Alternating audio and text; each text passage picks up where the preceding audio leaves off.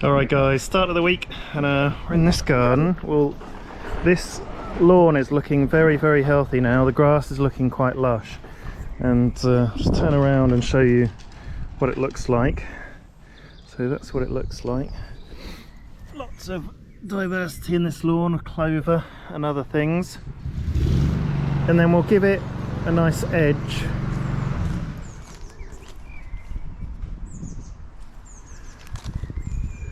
And we're just in and out here. Half an hour we do it in. Mow, blow and go. I'll show you what it looks like in the end. Alright, we're halfway through and looking good. I've edged everything, blown everything, and there's some lovely things going on in these pots. I don't know what this is. There is a label in there. Yeah. Bacopa, fuchsia. It's been escaping my mind all year. Someone very kindly pointed it out. Lovely French lavender. It's got that really fat head. And then in here we've got fuchsia, begonias, and then some sort of geranium in the middle. Could be a pelargonium. They're both very similar things. And then they're begonias around the outside, these really lovely bright colours. But this one's amazing. Look at that begonia. And then over here we've got petunias with their lovely velvety colours and trumpet shaped flowers. And it looks like it's a spider plant in the middle. They're an absolute classic for England, especially growing up in the 80s, the spider plants and the petunias. I think these are hostas. They just sort of come up in spring, near summer, and go back down into the ground in the winter. And then a big load of mint, they'll be using that for cooking and all sorts. And then another really nice couple of pots, and that's a really unusual petunia. Begonia in the middle.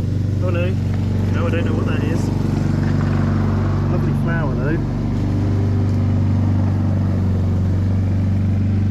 No label. And then the last pot, where they've really treated themselves and got themselves a dahlia. And these amazing coloured petunias.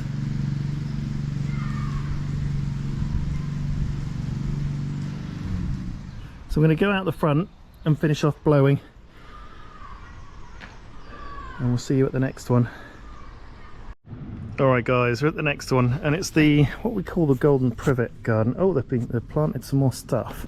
We've got a few bits to do. So some sort of brassica, either a cabbage or a kale. So they've planted 5, 6 there. This one's getting a bit eaten by the snails. And then, so it's this end, this bit at the back, I think they're referring to, sort of from here onwards.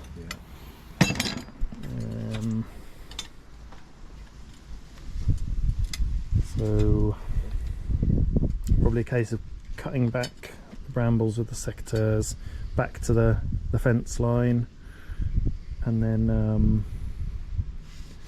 maybe have a little bit of a strim when I've used my hedge cutters around the veg bed and back here, and just pull all the other bits out by hand, I guess. Pull it all out? Yeah. Got those right back? Yep. Yes please. Okay, and I'll take you out the front. Oh my goodness, they've got loads going on in here. Check it out. That looks like sweet corn. That's a sprouting broccoli there. Oh, these are petunias in this one. And that one, this tray. So I've got some bedding plants. Lovely. Lovely little box full of life there. I'm going to show you out the front, because we've got a golden privet hedge to cut. which will be nice. Okay, so this one doesn't grow as much. You can see it's just got a few strands above, but it's very bushy. That'll do well for a nice tight trim. But this one, there's a lot more going on. And I've had a very careful check through. You can go into the hedge and you can have a look up and down. And I've gone through all 2 bushes very thoroughly. The customer came out and said, "I've seen you looking in the bush." So we'll give that a trim and I'll show you what it looks like at the end. Just giving my arm a bit of a rest. That one's done. Looking very nice. And where the buddleia was, remember we took out this buddleia in the front, trimmed off the side, a little bit of a little gap in there, and then where the buddleia has been, it is a bit gappier if you look compared to over there, for where it hasn't had as much sun. You can see it a bit more like that. And this side's looking really, really nice. I've really taken my time to make sure it's really nice and sharp and slightly undercut at the bottom, so that, I don't know if you can make it out there, it just helps to make it look a bit easier, a bit neater. And then a nice straight line.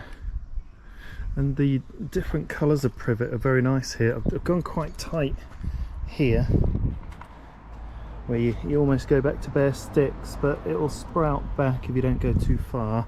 Got to be very careful that you don't go too far. So you can see here it almost looks a bit bare. You can see the sticks, but here I haven't cut it back quite so tight, and so you can't see the sticks as well. But it's just for structure and shaping, really. It's overgrown the door by a massive amount, and it won't go back any further. So we cut it back as tight as we dare. But that overgrew way before we came. So we'll finish it off anyway, and then the tidying up. It's almost a shame actually. I should have. It's starting to flower.